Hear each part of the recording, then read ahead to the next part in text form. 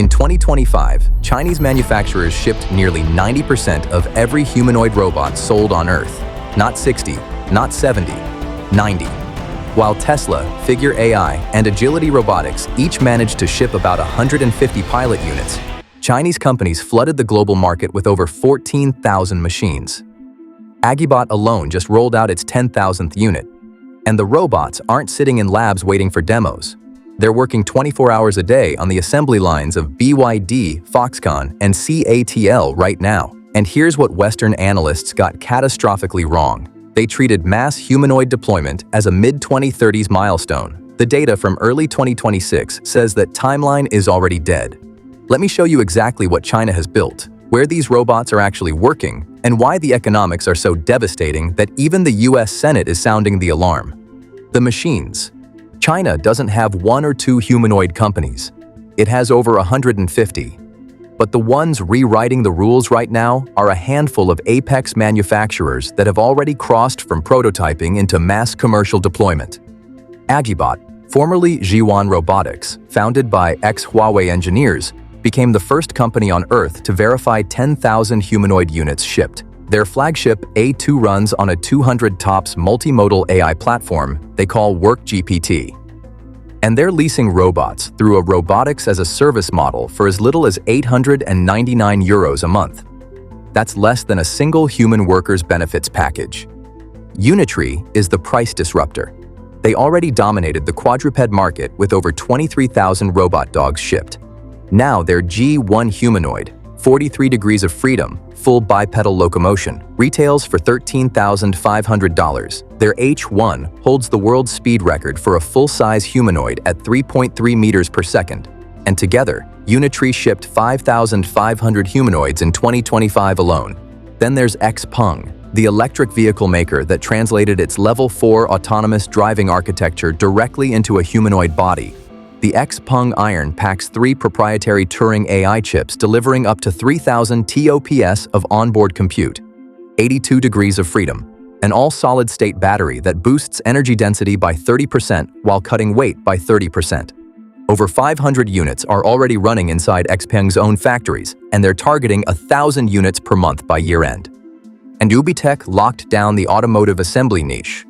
Their Walker S2, 176 centimeters, 52 degrees of freedom, was the first humanoid to feature a fully autonomous battery swapping system.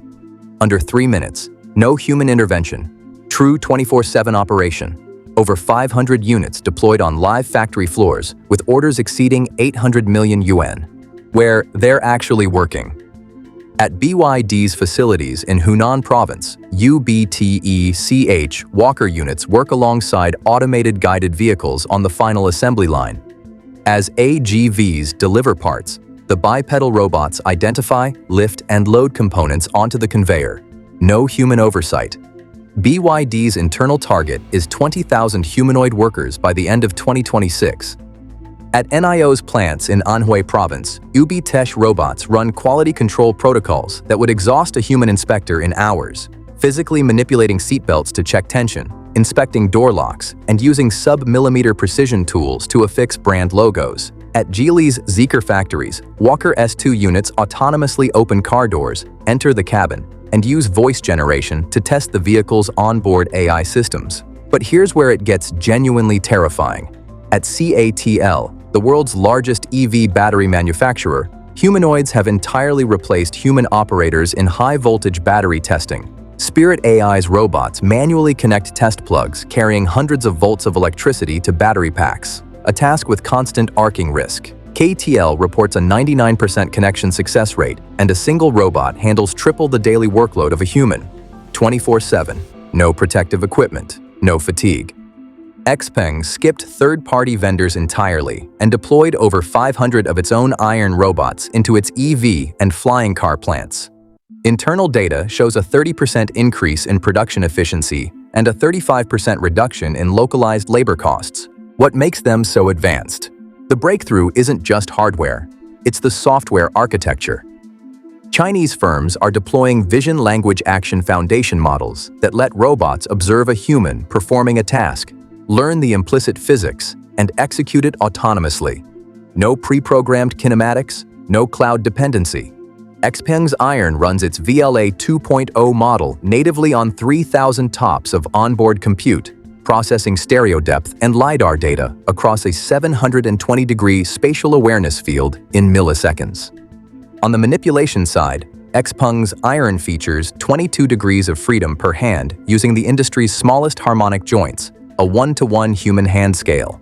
Fourier's GR2 uses 6 array-type tactile sensors in its hands to literally feel physical resistance, preventing it from crushing fragile objects while maintaining enough grip to operate power tools. And Agibot's S1 sustains a continuous 50-kilogram dual-arm payload, enough to threaten traditional forklift operations. The supply chain weapon. China installed 295,000 industrial robots in 2024, 54% of the global total. More than double the US, Japan, South Korea, and Germany combined. Their operational stock now exceeds 2 million units, with a robot density of 470 robots per 10,000 employees.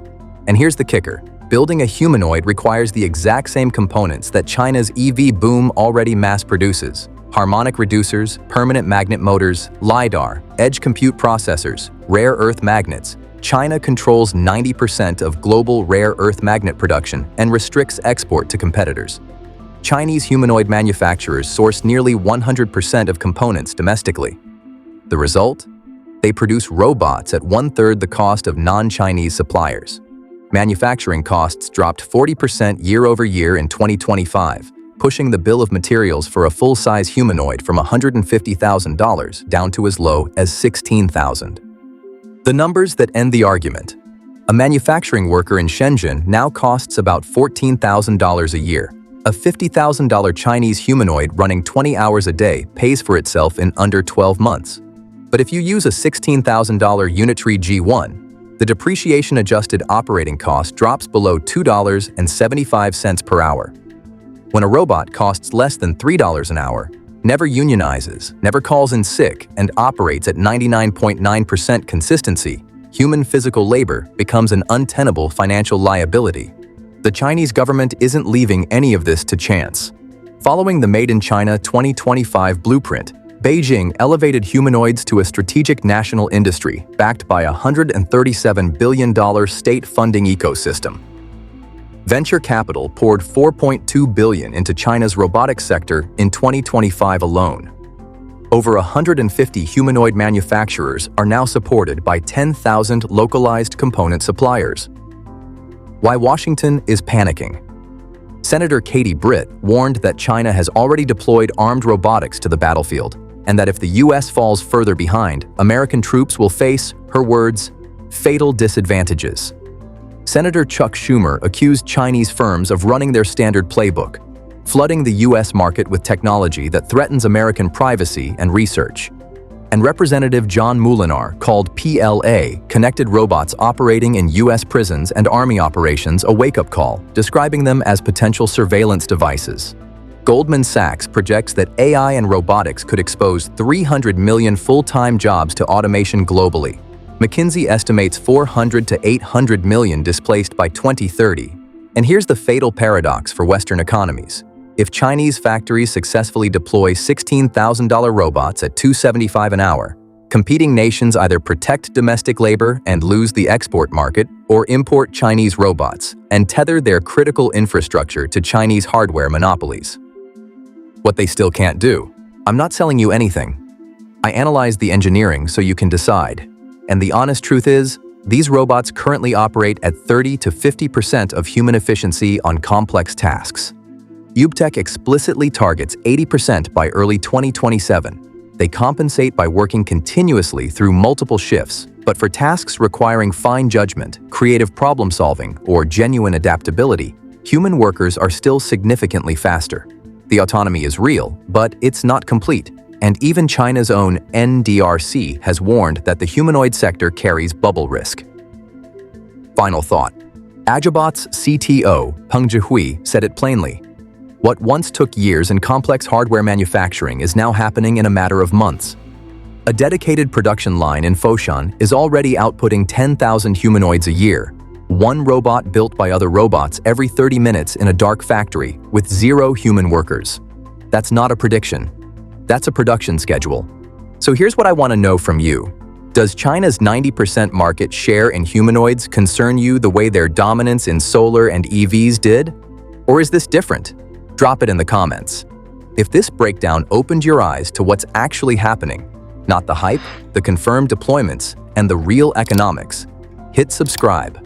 I've got a deep dive coming on whether a $25,000 robot that works 24/7 is actually worth the price. You won't want to miss that one.